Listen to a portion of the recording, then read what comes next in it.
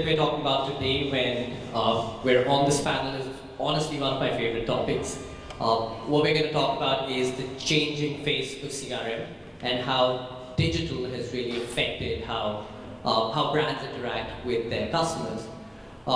Me as a customer, whenever I see a brand out in the world, whenever I have their mobile app, whenever I'm interacting with them on their website or I see their ads on Facebook or anywhere else, I have an inherent expectation that your communication is going to be seamless, that you're going to know who I am when I walk into your store. You're going to know who I am when I'm on your website, and the emails or your notifications that you're sending me definitely know who I am. And I think that's complicating how brands interact today. That changes the way that you define customer relationships to a large extent. And I think that has brought in a lot of complexity to what we're doing as brands and how we're engaging with our customers as brands. So to take it to the floor, what I would like to start with here is Juliana.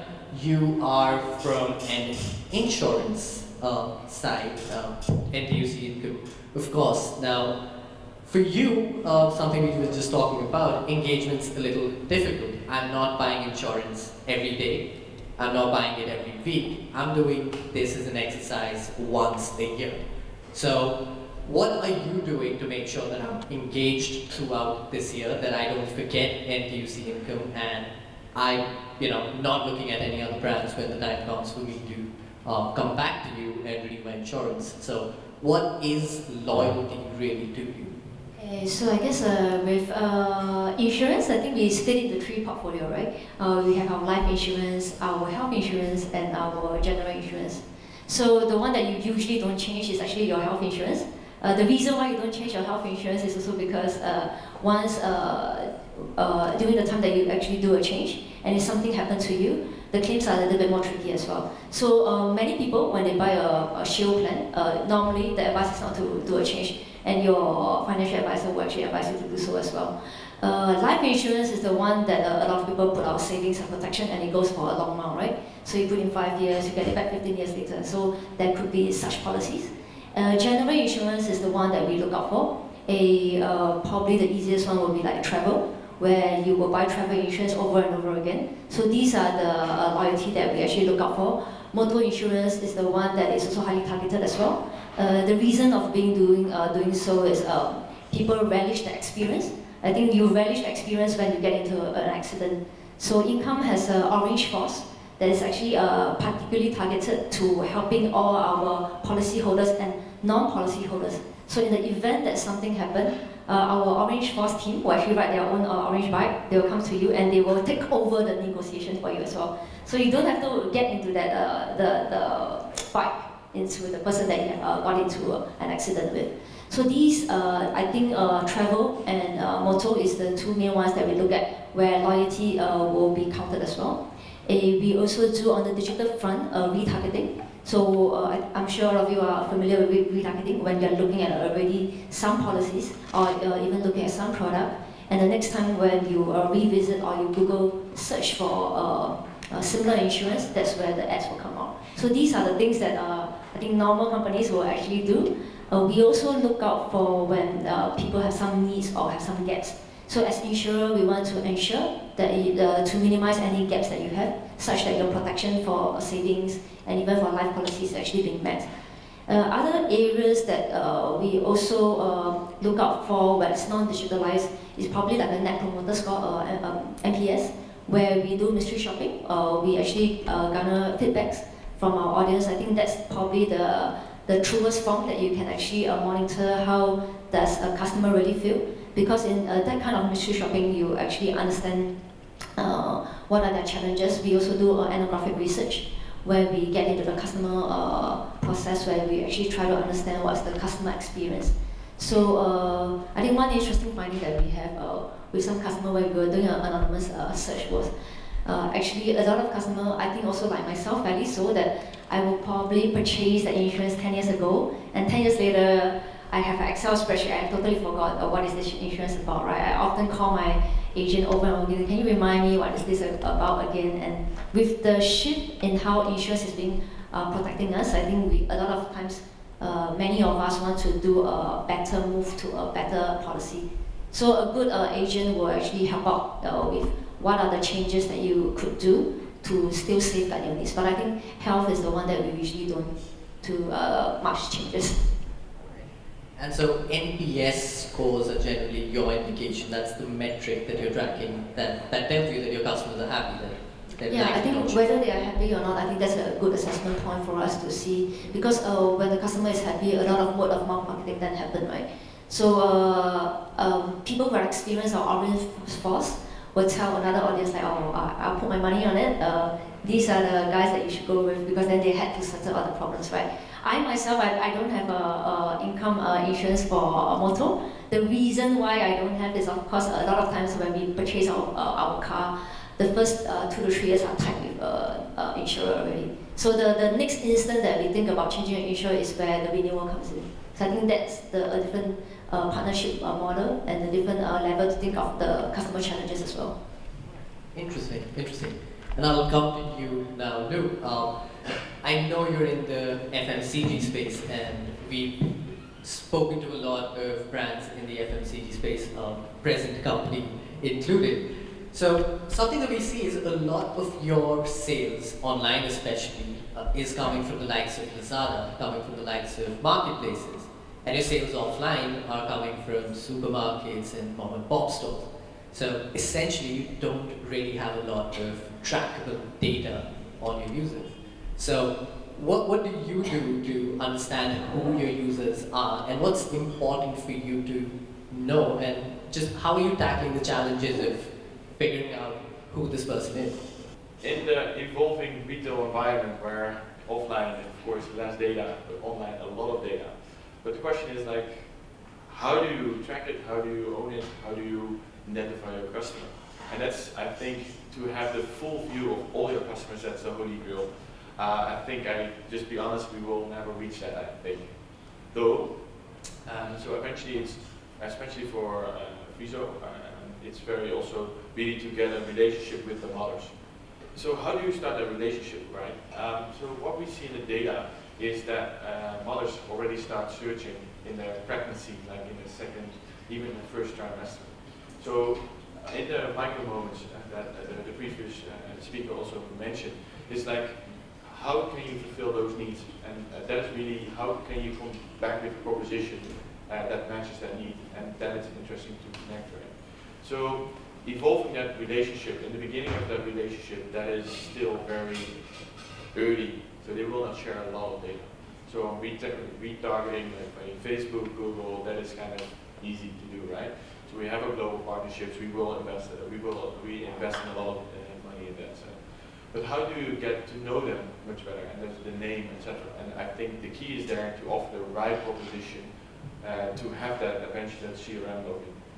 So easy things are like sampling, to sign up for the trial pack, some research. So do you want to participate? Do you want to be an ambassador? Really to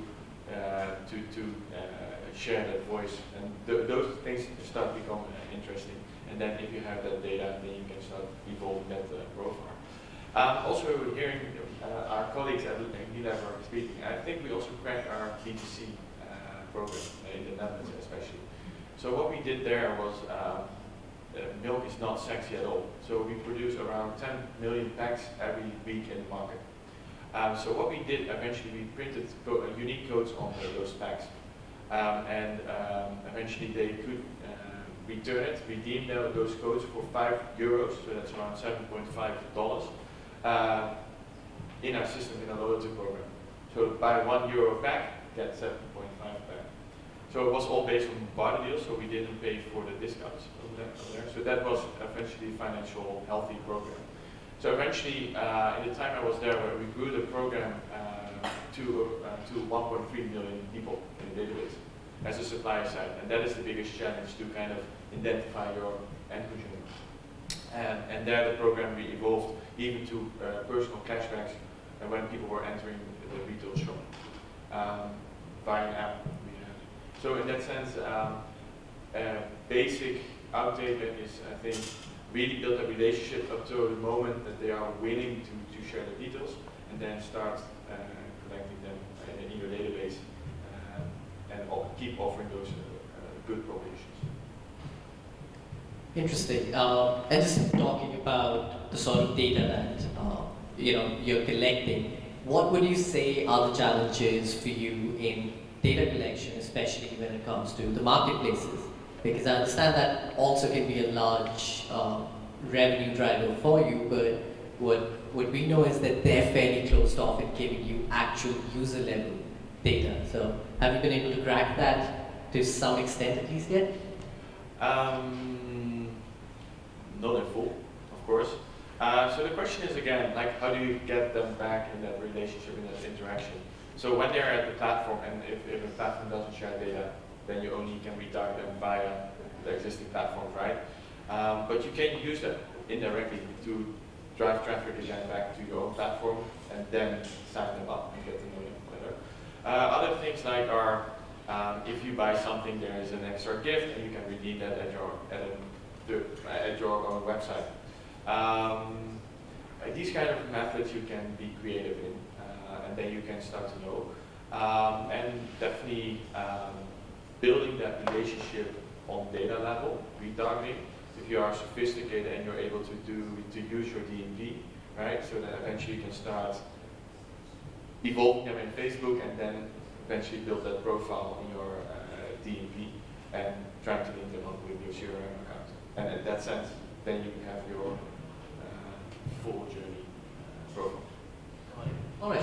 And with that, we'll come to Elena. Yourself, you've, of course, at Artefact helped a lot of brands, Fortune 500 brands even, develop their omni-channel communication and their strategies. Now, what do you recommend to brands when it comes to data collection? How do you recommend they start this process? So if it is a traditional brand or if it's even a startup, what do you recommend they do to start going digital, start with their omni-channel strategies, and what should they be focusing on purely when it comes to data? Yes, I really like what Ashish said earlier about essentially starting simple. Like you mentioned, we advise brands across multiple industries, large organizations, and what we see is that most of the times everyone wants to start like big, and they hear all of these jargons like DMPs and DSPs, and we want to buy the expensive tools and everything. But I think my advice number one is actually to start simple and start with what you can own. For example, what we typically do is we do a lot of work in the tagging of websites behavior. So you can actually learn more about what people do actually when they land on your website. And again, referring back to what Ashish mentioned, the data is there, but you need to start simple as opposed to just wanting to grasp the whole thing. You start with a use case that makes sense for you in terms of business KPIs, and then you start building up on top. For example, we are working now with a pharmaceutical company, global company, so we're being appointed globally, including here in Southeast Asia. And I really like their approach because they basically started saying, we have a long way to go. We want to start from scratch. What can we do? So we built a roadmap for them to transition them towards a digital, more digital approach. So starting simple would be my advice number one. Advice number two is think as a consumer.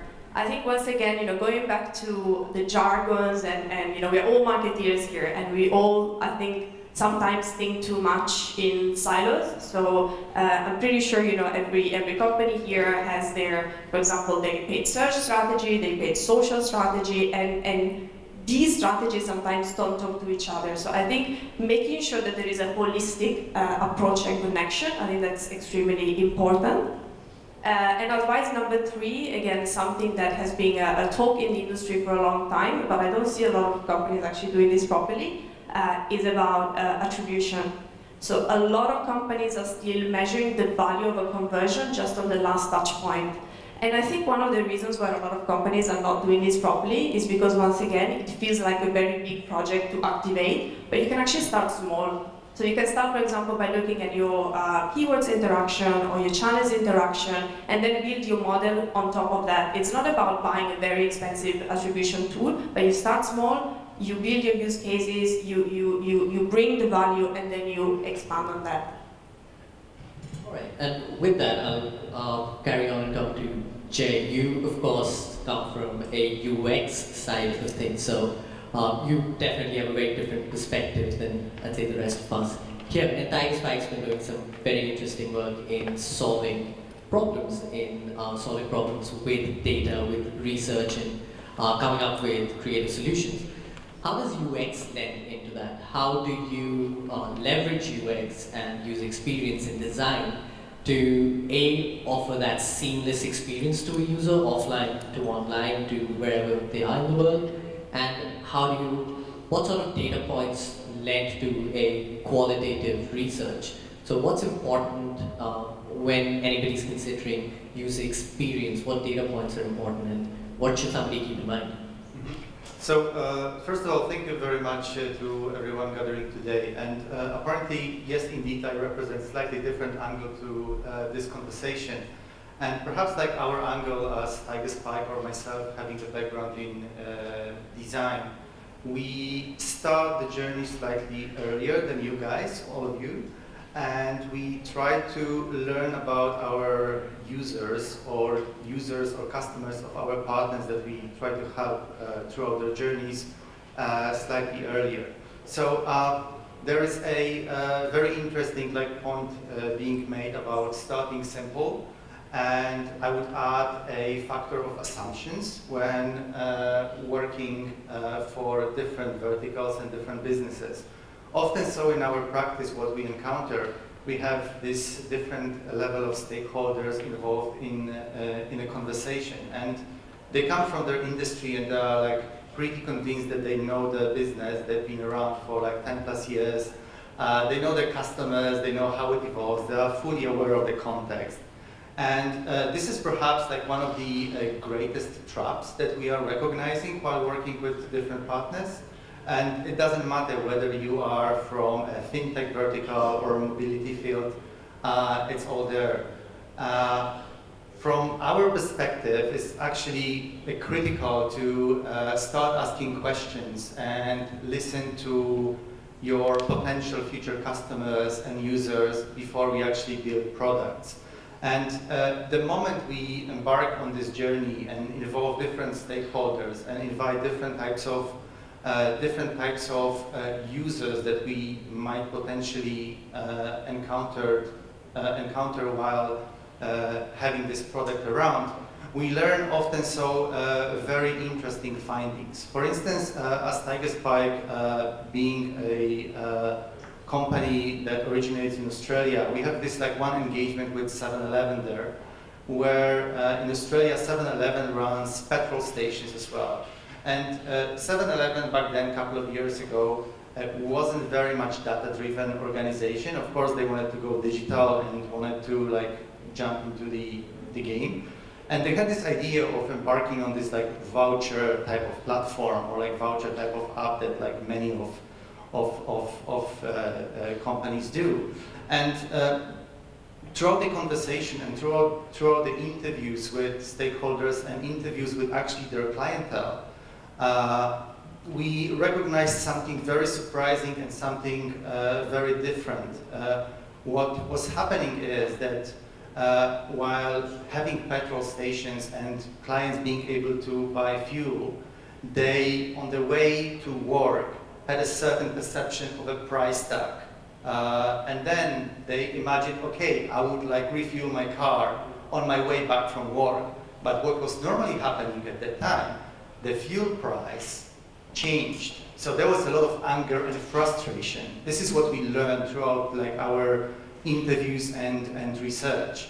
So what we came up with is this app that allows customers to lock their fuel price for a period of 1 week.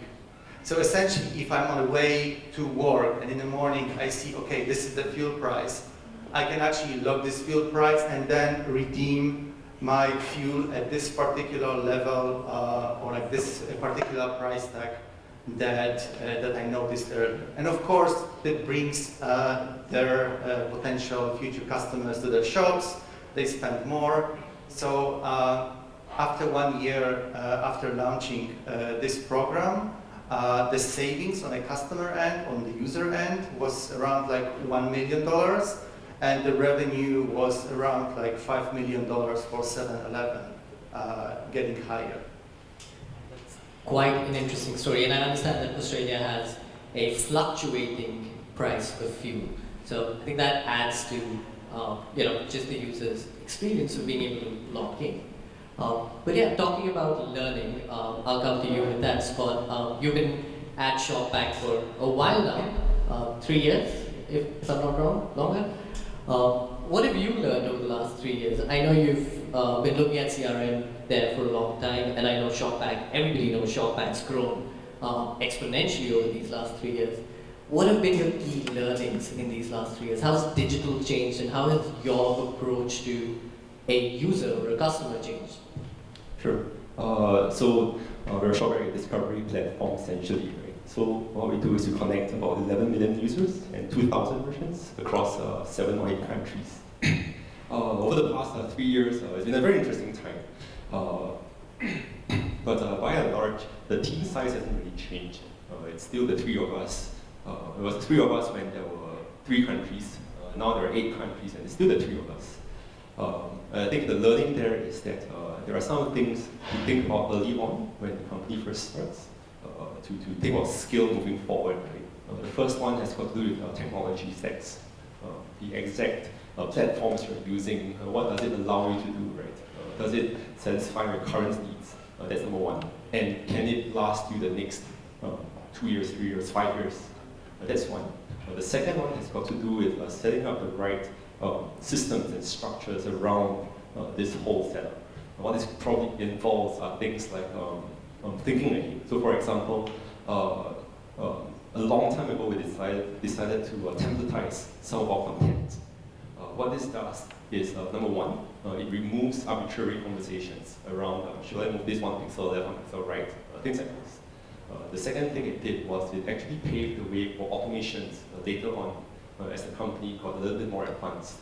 So when we were ready to do recommendation engines and whatnot, it's possible to now feed that data into these templates because the images are always the same today. The cashback amounts, the merchant names, these are all systemized. And the third one to really think through the customer journey. There are some points in the customer journey that are probably more important early on. For example, onboarding. That's a process one cannot set up earlier. Later on, you kind of think of repurchases, cross-selling, and the likes of these things. So I think the point is find the right platform, have the right systems around it, and have the right roadmap to actually use some of these things. Because the market is probably going to change. What you want to try and avoid is to over-invest on human beings, right, to solve problems. Right. And through this journey over the last 3 years, I'm sure you would have made some assumptions 3 years ago.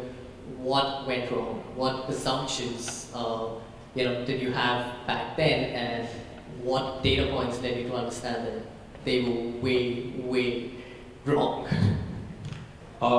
So I don't think it's about, so by and large, the way users interact with products and services is fairly consistent. Everybody needs to eat food, everyone needs clothes, everyone travels, most people travel. The only question you need to ask is how exactly are they interacting with these things? I can share 2 examples. The first one has got to do with travel. So for the longest time, we thought that we assumed that travel purchases happen on desktop devices. It doesn't happen on mobile because it's a large purchase. You probably want to be a little bit safer when you make these purchases. What we found eventually was that people were actually exploring travel content on their mobile apps. So they were looking at articles, they were looking at prices, but the eventual conversion, that's the one that tends to happen on the desktop. That's one. The second one is kind of funny. So it's around the timings that people interact with you. So we always assume that, hey, early on we thought like, hey, I'm going to send something 3 times a week. What time do I send it? We thought like, hey, let's go with lunchtime, let's go with the commute hours. What ended up happening was when we did a bit of testing and we looked at some of the data, it seems like in Indonesia, there is a huge spike in traffic at like roughly 10 a.m. in the morning. If you talk to the locals, it's actually because a lot of these people don't have personal computers at home. So they actually shop when they get into the office at roughly 10 a.m. The funny one for Singapore is that we thought like, hey, lunchtime is a good time, right? So let's send things at 1 p.m. Turns out a good timing for us was roughly 3 p.m. And if you think about it, that's roughly the time people get back from lunch and they're feeling a bit bored. So that was an interesting finding, right? You start with some reasonable assumptions, do a bit of testing, easy ones, and you kind of find something that works for you, and you put context into it, and suddenly it kind of makes sense. Yeah. Okay, so what we learn is people shop at work. So no one's really working with shopping. How about you, Juliana? Are people buying insurance at work as well? What assumptions did you have, and what have you done? I think for us, is putting insurance online is already one difficult task. So over the last 2 years, we managed to what we call full suite digitalization, where we put our health insurance online, and within the 3 easy steps, you can purchase an insurance for your shield plan. We then actually also put our life insurance online in about May this year as well, where we put across maybe 75% of our products online. So that was the first step that we wanted to move into the digitalization. And to much encouragement, I guess we also found that a lot of people are receptive to buying insurance online. So our original assumption that purchasing life insurance was such a tedious task online that no people will want to do it online, people will want to actually talk to an insurance agent. But much to our surprise was a lot of consumers wanted to do research online, but they are not empowered to do so. So by putting our life insurance online, this enables users like you and me a platform to actually understand what is the pricing before they actually go to talk to an advisor. So they are better equipped with the numbers in mind and how much they are willing to invest. One thing that came across very funny to us was when we were doing a customer interview. I think some customer was telling us like, it feels like an agent is secretly judging me because a lot of times a normal consumer will want to buy a term life, right? Because that's probably the cheapest plan. But when you are talking to an agent, the agent will always try to upsell you to buying something more expensive. Like, oh, what about looking at this? It's a larger premium. It gives you more savings and more returns over the next course of a few years. But as a consumer, a lot of time that doesn't come across. To us, we wanted to protect our needs and not to actually be burdened with a large premium. So I think allowing online purchase seems to be moving very well for us. And also to our surprise, after we launched in May, we were seeing a lot of traction where people wanted to purchase insurance online. And this was to a lot of our surprise as well. Because we started with thinking not about the behavior, about how a customer wants to actually purchase, but we started thinking how do we actually position NTUC income if disruption hit us.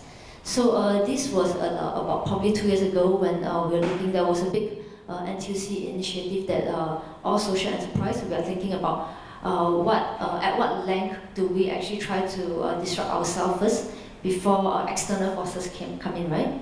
So one of the examples that we will always refer to was probably your ComfortDelGro and also your NTUC FairPrice. So you ComfortDelGro having a big fleet, and ComfortDelGro used to be NTUC, right? We never thought that there would be Uber or there would be Grab today, and this started probably more than 40 years ago. And then you have FairPrice, which will probably have the largest footfall in Singapore, and you will think that you are safe, right? You're like McDonald's. Every place that you go, there will be NTUC FairPrice. And we never thought that with this big footfall that we have and the presence in a face-to-face experience, that an online player could come in and disrupt the entire industry. Right? Then came Redmart, then came Amazon, and we're like, oh, then we actually wasn't equipped to think about how we move our entire backend to online. So at Income, it wasn't much about whether a customer wants to buy something online. It's today, how are we moving our legacy architecture to something a little bit different. So that was the move that we boldly took. And today, I must say, we are still learning. We are still like a baby learning, okay, how do we hollow up our internal architecture? How do we build APIs? How do we enable this change to happen? And this, for insurer, is actually much tougher because a lot of the policies go into 30 years, 40 years. And the product on hand is so much older, right? People are still buying paper, and going paperless was even a tricky stuff for us. So our thinking, probably unlike a lot of e-commerce players, our thinking is more towards how do we first move everything online. Got it. So the impersonal approach has been working very well for you. And Jay, what do you think makes that happen from a UX standpoint? Because the general assumption seems fair that people would buy from a person and like that personal interaction, but that doesn't seem to be the case. Yeah, so it's a very interesting notion actually that we are seeing as industry progresses. So of course, like on one end, there is this need or necessity of like moving our businesses online or like transforming our businesses and entering a new era. But on the other hand, looking from the user's perspective, we need to be very mindful that users might not necessarily want to be bombarded so much with like what we offer them. And muting notifications, quieting your mobiles, unsubscribing from everything we receive is perhaps like one of the very common behavior that we observe. So another story is that on one end, of course, we can provide, and of course, different verticals and different types of services give us different levels of flexibility. Certain services we can sell online, we can convert into like digital platforms. Yet certain of these, as Juliana was like mentioning, is perhaps creating a certain gateway for our customers and for our users, so they can get informed as much as possible, but they still would prefer to connect with human. And I think as technology progresses, as we grow as different organizations and transform our businesses towards digital, we need to still remember that we are humans. And right now, we are maybe like 12 years into the apps, by and large. And there is a certain level of exhaustion among us and a certain need for actually coping with human being on the other end. So perhaps like all of us were there that at the point where we actually wanted to move forward with our purchase decision, or we want to like explore a new product or new service. But actually we've chosen to visit the local shop, or actually to speak to a retailer and have a human, genuine conversation. Yeah. So of course there is always a risk of like getting this like upselling experiences out there, even in real life. But apparently, I believe transparency plays a very great role in our businesses. Then genuinity plays a very great role in our businesses. And the more transparent and genuine and human-centric we are, or we become, or we remain as organizations, it allows us actually to serve our customers and partners at the highest possible level, and also like gain from it as we are businesses and need to pay our bills. And how about you, Luke? I know you spent some time leading digital initiatives in the Netherlands, and you spent some time doing it here. What have you learned about people, about them buying offline, about buying online? And any assumptions that you came to Singapore with that were busted, and what have you learned? Yeah, it's actually not a nice thing to say about human though, but people are about routine. It's just simple. So one of the things in the Netherlands we tried to, eventually we had an app, it was well used, and the pilot we wanted to run was how to increase the shopper experience on the shop floor. So one learning was there, it's too generic to kind of start even experiment, right? What is shopper experience? What is it all about? So we set up that experiment, just really standing on the shop floor and really looking at the behavior of people. what were they doing? What are they also interviewing them, right? What are they telling us about the products, about the competitors, etc. And eventually it was just, hey, I'm rushing after my work, getting my stuff. Yes, I always take the same thing. So the shopper experience, like it is just too generic. So that's really, one is like really talk to the people, being personal, really understanding what they're doing. So eventually then, that was like the question, how can we break the routine? And in that sense, we started to engage them personally on, okay, hey guys, we want to actually inform you about new products or surprise you. Do you want us to let you know? So then we talk about maybe notifications, emails, whatever, right? And the first assumption was also like, people are not willing to want to receive those messages. But actually 60% was open to receive actually new things. So although people are routine people, they're just still open to those messages, or that was our findings at that time. So we built our notifications on a geographical matter. And even we saw that 50% were opening their messages while they were walking in the offline store. So probably with their kids, etc. So that was another assumption that we didn't expect, that it was that high. So then moving towards the online space here in Singapore. So I think the online space here in Singapore is much more advanced than in the Netherlands. Much more active, much more fast-paced, etc. So it's amazing. But still then, if you look at Redmart, it's much more routine behavior than other platforms. But then still also, every time you have a behavior, try to find the right proposition or solution. So don't try to force all the one idea or one solution. No, really try to match them. So on one platform we offer different products, different offers, etc. versus other platforms. So I think that is routine, really be personal and look at the person itself and then try to come up with your solution. That's the main ingredient to kind of switch between offline, online, and digital. Personalize to-day routine as well, as much as you can, I guess. Yes, but also even not personalize it in the high-tech way, right? Just even calling out a first name. That is surprising how many brands don't even do that. Yeah, no, yeah, that precisely. And that, like, we saw conversion rates like 30%, 30-40%. So these kind of simple initiatives are really good. Yeah. Right. Interesting. And how about you, Elena? Any examples of when you've seen strong assumptions and how data has taught you otherwise? Yes, so we have this client, they are a content producer and they also distribute content, so it's quite different compared to what we've been talking about now. They launched this new program, they're actually a Malaysian client. They launched this new program and the program was specifically catering for Chinese elderly, so above 55 years old. So when we engaged with them, they basically wanted to promote the program and they said, okay, there is no way this audience is going to interact through social media, no way at all.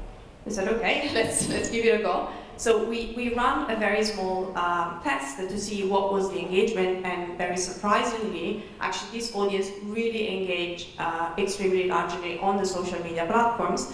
But the other surprise as well was that, guess what time they were engaging the most during the day? Can you guess?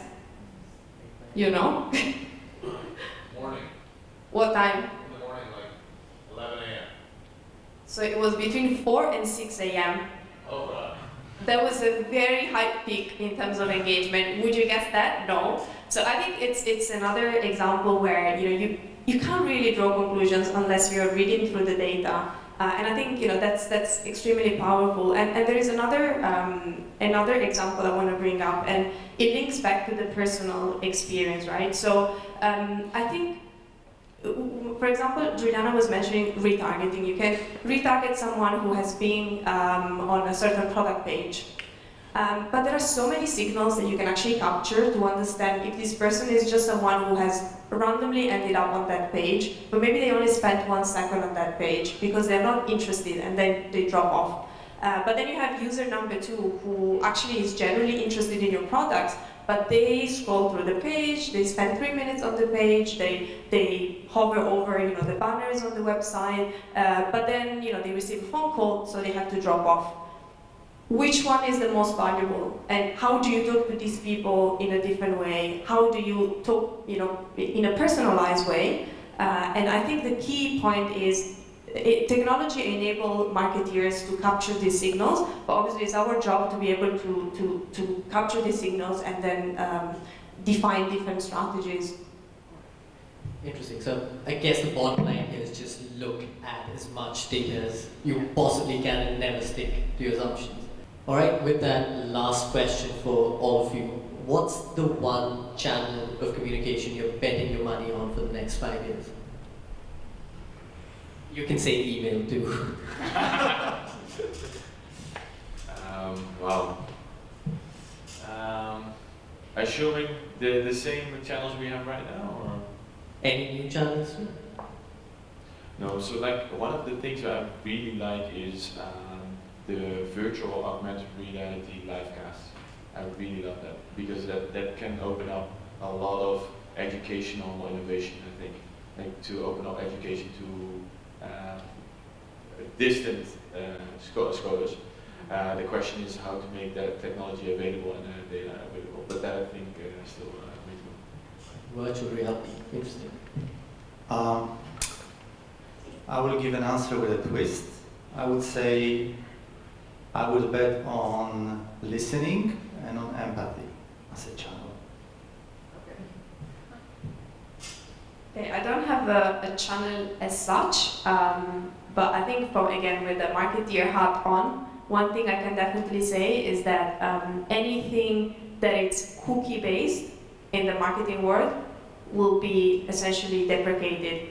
So the conversations are moving away from the traditional cookie retargeting, website retargeting, and it's much more, again, going back to the messaging and the personalized conversation. So again, it can be a messaging app, it can be email. I can't bet on specifically a channel, but I think, again, it's not going to be around retargeting someone because they have taken some actions. It will be around, someone giving their consent to communicate with them, and so you can decide which one is the best platforms to talk to them.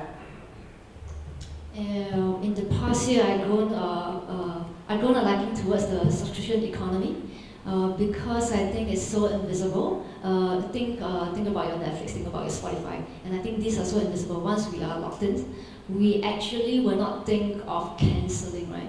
So that's the platform that I think is working. So recently, I think 1 or 2 months ago, we announced a partnership with Grab. So how this works is we are breaking down insurance into a very micro.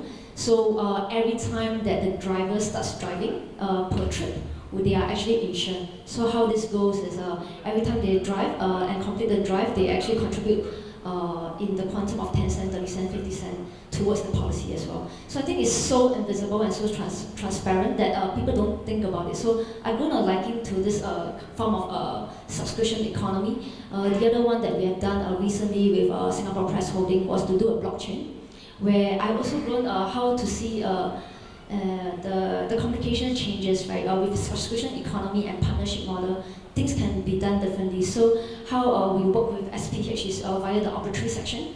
So if an insurer and many of our insurers is willing to hash our data into a blockchain and provide that information to SPH, as soon as somebody file a notice with the arbitrary that this person is deceased, it automatically triggers the payout to the policyholder, and which who not know that your parents or somebody else who have actually purchased a policy. So I think with the partnership and the right kind of subscription economy and the right kind of technology with blockchain and stuff, things can really shift, and it's very invisible, such that it creates a delight to a lot of customers as well. I think that's quite unique. You're probably one of the very few brands that wants to go invisible today. Right. Well, I think insurance is probably a business that nobody wants to talk about too much. Makes sense. But I like the fact that you're breaking this down into smaller and smaller decisions and just creating a habit out of it. I think that's quite interesting. Scott? I think in the next 2, 3, 5 years, I'm going to stick with mobile apps. I think today we are seeing the emergence of all these super apps, right? Your Grabs and your Gojeks of the world. There is a consolidation going on in the region, a lot of opportunity out there. And there are a lot of small companies coming up here and there, and there are these large companies trying to do these consolidations. It doesn't have to be a kind of hostile thing. What I think might happen is that a lot of these companies might go to partnerships. No point going out on my own if I can ride on someone else. Or no point trying to break the wheel, right, if I can just join it. So I think we'll continue seeing some of these apps get more and more robust over time. Thank you all for the time and sharing your stories with us. Thank you.